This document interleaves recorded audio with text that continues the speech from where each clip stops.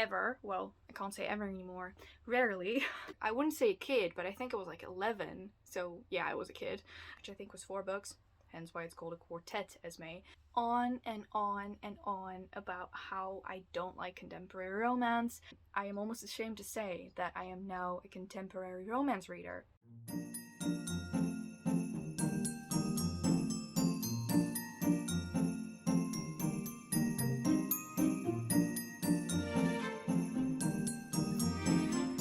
Hello lovely bookworms, I'm Esmay from Paradise of Pages on Instagram and also on Twitter, and welcome to day 1 of the Christmas countdown. It means we have about 8 days, I think 8 days until Christmas. The final video of this series will be the 24th, and today, as you can see, we are doing my favorites. No. We're doing my most surprising books of 2021. I can't believe we're at the end of this year. I'm pretty sure I said this yesterday when we were at the end of 2020, but we are at the end of 2021. Quite honestly, really happy it's over, but also 2021 was a year I will not forget anytime soon, and that's not for positive reasons. But let's get that out of the way. Today we are talking about most surprising books because I have quite a few. I actually have 10 books to talk about that really surprised me one way or the other.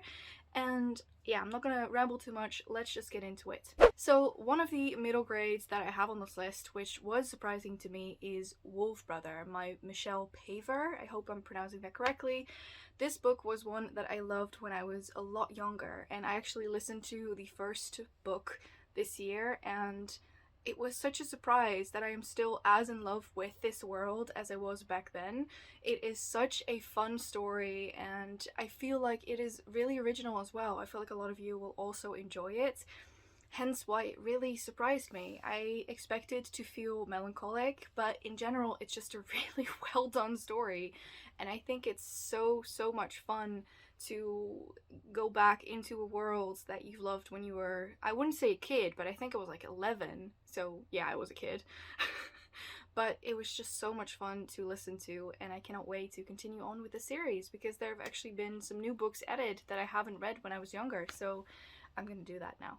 So book number 2 was one that took my heart by storm. I didn't expect that. I do know that I love desert vibe reads, which is what this is, but I loved it a lot more than I thought I would, and that is Markswoman by Rati Mehrotra. This is a duology, and this is the first book in this duology. This follows a girl who is a markswoman, so there's all different kinds of markswomen, and you have one tribe of marksmen, and this markswoman who we're following, I think, what was her name? Kira. Sorry, I'm very bad at remembering main protagonist names, but Kira here actually gets herself into a predicament when the leader of her tribe gets murdered, and so she runs for the hills because she thinks that the one taking over killed her. And so I, in general, just feel like this was so well done. I loved the banter in this book, I loved the traveling, I loved the magic, which I wished was even more fleshed out than it is, and the idea of this is just so much fun, and I loved every minute of this. I feel Kira is such a strong main protagonist, and it really surprised me. I expected to enjoy it, but I didn't expect to love it to the extent that I do, hence why I cannot recommend this enough. This is such a fun story, and I think that you would enjoy it very well. I think you would enjoy it a lot, and maybe it's a recommendation for next year's Desert-a-thon. Next up is a fantasy romance, which I expected to enjoy this one, but I didn't expect to love it to this extent, and that is A Deal with the Elf King by Elise Kova. This book is in the Married with Magic series, and I have read the second one, but the first one is definitely my favorite. This book is so interesting. Like, I love the way the world in this book is built. I love the way in which the characters pose themselves, and I love the romance. It's just such a romance heavy story. I mean, it's called Married to Magic or Married with Magic. I think it's Married to Magic, and it's just such a fun story. The Elf King itself is just such an interesting character, and I really want to reread it. I didn't expect to fall head over heels with this, but it was absolutely giddy. finished it in one sitting, and I just could not put this down. I think it was 3 a.m. by the time I actually finished this book, and I have read more of Elise Cova's work. I've read the Society of Wishes quartet, which I think was 4 books, hence why it's called a quartet, Esmay. But this book definitely takes the cake. It's so much better, and now I know that I have to read the Air Awakened series, even though I've heard that it's painful, but I have to read it. Her writing is so whimsical and so beautiful, and especially in this standalone fantasy romance focused book, it just comes out so well, and I absolutely adored it. Next up is a book that I also expected to enjoy, but also was very scared to dislike, because it's urban fantasy, and that's A Darker Shade of Magic by V.E. Schwab. I personally don't like urban fantasy at all. You know that it just really big miss with me. I think this one is more on the fantasy than the urban scale, if that makes sense. Like, we have fantasy that's set in the real world, and then you have mostly real world with a little bit of magic. This is a lot of magic with a little bit of real world, if that makes sense. So I think it really depends on the balance in the book. With this one, I loved every minute of it. Kel is such an interesting character, and Lila, I absolutely love her and their banter and the way that they talk to each other. Also Holland. I love Holland. I know I shouldn't, but I love him to death. He's my baby, and I feel so bad for him. And this book really took me by storm. It's definitely a 5-star read. It's not my all-time favorite, but the reason why I love it so much is because I was so surprised, because I didn't expect to love it as much as I do. In general, the adventure in this one and just the pace of this book is also really well done, and the way in which these different types of London are built and the way in which it all sort of works together is just really brilliant. So I think this is definitely my favorite V.E. Schwab book I have read ever. Or it's Vicious. I also really liked Vicious, but yeah, such a fun story, and really, really surprising to me that it took my heart by storm like that, and I cannot wait to dive into the rest of these. Then I have another middle grade, and this one is more of the series in general than one specific book, and that's the Polar Bear Explorers Club series by Alex Bell. I have the second book here, which is the only one I own, weirdly enough. I've only read the first and the second one, but I am planning on reading and buying third and the fourth, and then also getting the first one, of course. But this is basically about it follows Stella in her need to become an explorer. But because she's a woman, she's not allowed to do so, and I think also something to do with her age. But in an unfortunate series of events, she finds herself, at least in the first book, she finds herself on an adventure with people that she both likes and dislikes, and it is both hilarious, interesting, funny. The pace is well done, the atmosphere is brilliantly done. It's so Arctic, which is really, really nice. And in general, it's just such a fun story, and it really surprised me that I enjoyed it as much as I did, and I think it's one of my absolute favorite middle grades that I've ever read, so I cannot recommend these enough. I know that a lot of people have probably already read these far ahead of me, but if you haven't yet and I can give you a recommendation, there you go, read the Polar Bear Explorers Club. This is the second one, which is Explorers on Witch Mountain, and then so far there's 2 more, which I'm very excited to also dive into. Then I have a duology to talk about. This could have also made it onto my favorites list, but considering the first one was definitely a surprise for me that I loved it so much, I put it on this list, and those are Cryer's War and Ironheart. Look at these reflectiveness. Wow, that is impressive. I will hold them like this. This duology is about both a Ottoman, I think. We are in the Ottoman Empire, and the Ottoman we follow is Cryer, and then we follow Ayla. Sorry, close enough. We follow these 2 protagonists, and Cryer is the daughter of the reigning king, and Ayla is an orphan. She lost her parents and her brother in a raid of her village that was caused by the Ottoman, and so she's lugging around a lot of hate and a lot of anger towards these Ottoman, and she thought that she would hurt the king where it hurts most, and she wants to murder his daughter. So Ayla is out for vengeance, and she wants to kill Cryer. So that's basically the premise of this story, and things progress as they progress, as you can probably imagine.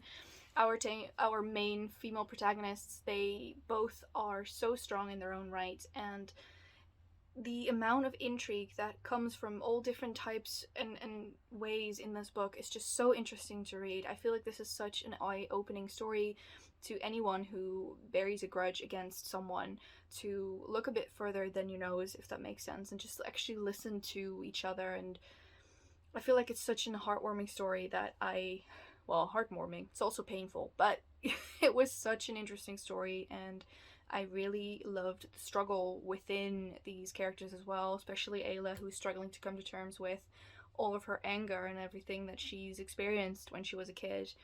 And in general, it really took me by surprise how much I was invested into this story and into these characters, and I think I cannot recommend these enough. Then I have another that is a huge surprise for me because I don't read this genre ever. Well, I can't say ever anymore. Rarely.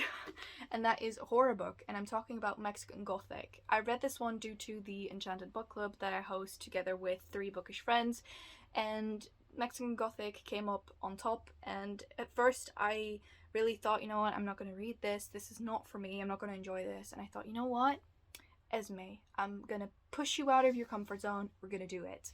And so we did, and I absolutely enjoy it. This atmospheric type of horror is exactly what I needed at that point, and it's such an interesting story. I do have to say that this isn't my all-time favorite in any type of way, but it's such a surprising read because of how much I enjoyed reading it. I didn't expect that. Also, something I've realized, thank you Steph and Jane mostly, because you read a lot more of this, horror doesn't always mean murder, which I'm kind of sad about. It would have been better if it had murder, but that's beside the point.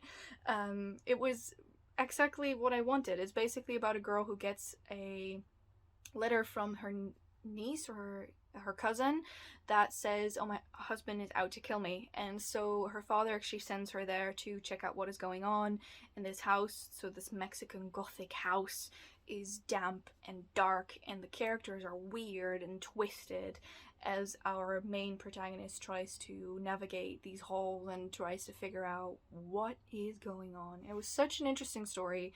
It's also kind of heartwarming in the end, and I think that if you want to dip your toes into horror without murder and blood, kind of, then this would definitely be up your sleeve, or whatever you want to call it.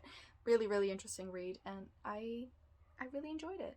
That leaves me 2 more books, and both of these are in a genre that I have vowed never to read, which is surprising, hence why it's on this list, and that's contemporary romance.